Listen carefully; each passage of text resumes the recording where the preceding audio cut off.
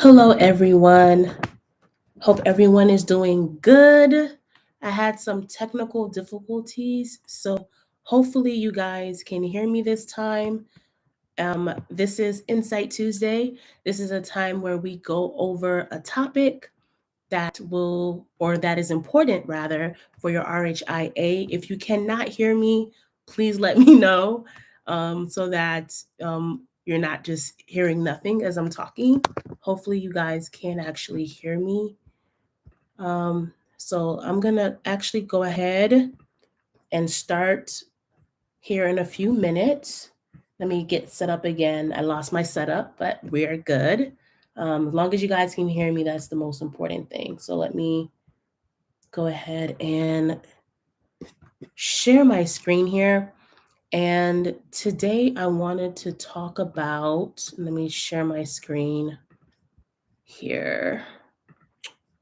All right, here we go. Insight Tuesday. Okay, so what I wanted today was about a concept that is important for you to understand, and that is contractors. And there's a lot of definitions, a lot of acronyms that are very important when you are preparing for this exam. And I'm not going to go over all of them, obviously, especially with the time that we have, but I will and did want to go ahead and cover one that is fairly important to understand. And just to give a image of what this contractor position is similar to, I'm going to go ahead and show you this image. And when you look at this image, you think about McDonald's, you think about a burger, you think about the Big Mac, right? For those that don't know, this is the Big Mac. Now, the letters of Mac, MAC, of course, represents a burger that you can get at McDonald's, but it also, at the same time, also stands for or is an acronym that is important in the field of health IT. And that acronym is Medicare Administrative Contractor. So, a Medicare Administrative Contractor is a role, a position that you want to be familiar with, that you want to understand what they do, why they're important to the health IT space. And so, we're going to talk about them a little bit today. So, for those that have never heard of this term, a Medicare Administrative Contractor has the role of performing prepayment reviews to ensure that services that are provided to Medicare beneficiaries are covered and medically necessary.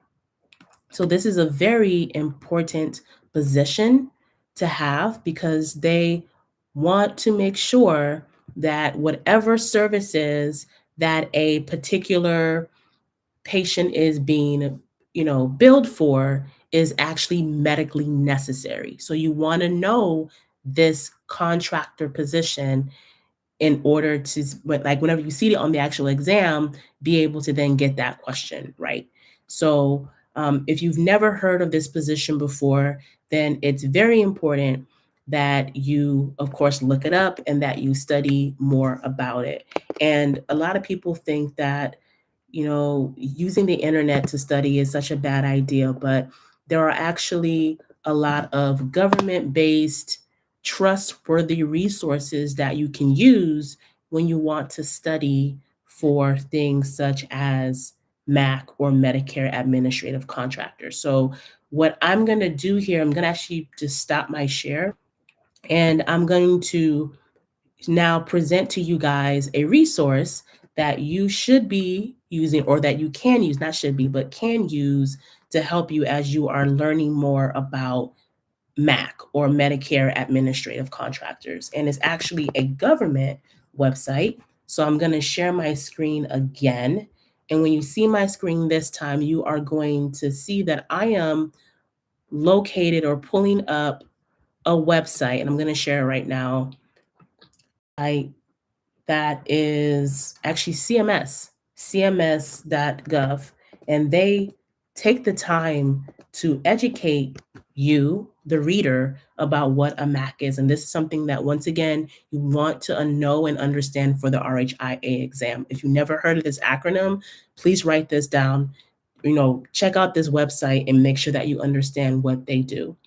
Like I mentioned before, these are insurers. These are actual professionals that have the ability to process Medicare Part A and Part B claims, as well as DME, durable medical equipment claims for Medicare fee for service beneficiaries.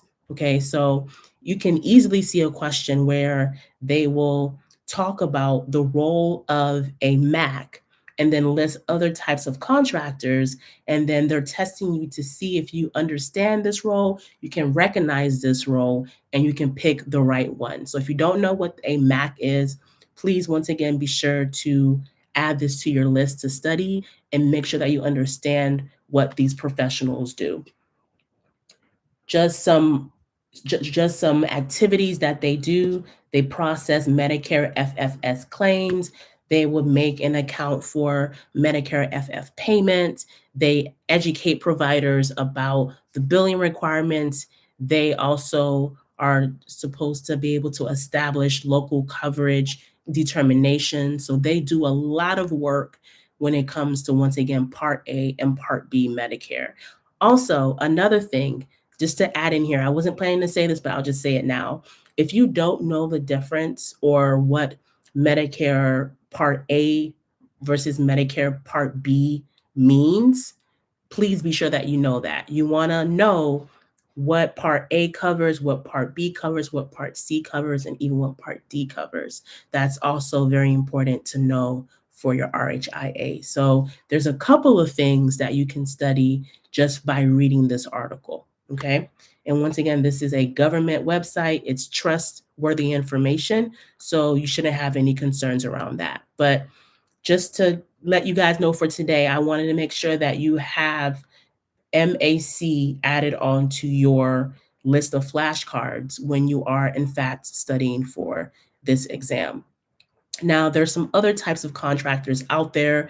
Don't know if anyone here watching wants to share the other ones, if they are aware of any other acronyms aside from MAC that is testable on the RHIA. Does anyone know any other acronyms? There are a few.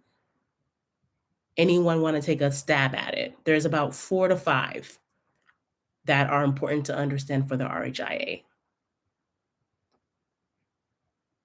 Anybody want to take a stab at it or take a guess? No one wants to guess. Okay. So there are a few more. I would just mention one more out of the 4. There's also one called the MIC, MIC. So this is the MAC. There's also the MIC. So if you don't know what the MIC is, then make sure that you look that up and that you look into that as well. That's another acronym that is often placed with this acronym for answer choices. So contractors are important to understand, is what you hopefully have learned from this conversation today. I'm gonna go ahead and share my screen one more time, jumping around quite a bit today. But please be sure that you check out that website link if you haven't before to learn more about that particular contractor. We're back on the screen here. And I did ask about this. I didn't have anyone say anything on here live, so I'm just gonna leave that. I did mention Mick, but you guys can try to find other ones. And then once again, continue studying. If you need assistance and want to get the full list of contractors to know and what they do, feel free to go ahead and check us out. We still have the Medium weekly questions going out, so feel free to log in and join in getting those questions, those additional questions. And I'm just going to kind of cut it short today. We are a little late today with Insight Tuesday, but Hopefully you took something away from this. You learned something else that's important to know for the exam. And for those that came late, that is going to be this acronym right here. It is not just a sandwich at McDonald's. It's actually an acronym that you need to understand as you are preparing for the RHIA exam. So thank you guys for joining, for watching. I will see you guys next week for another Insight Tuesday, and hopefully we'll have better luck with audio next time.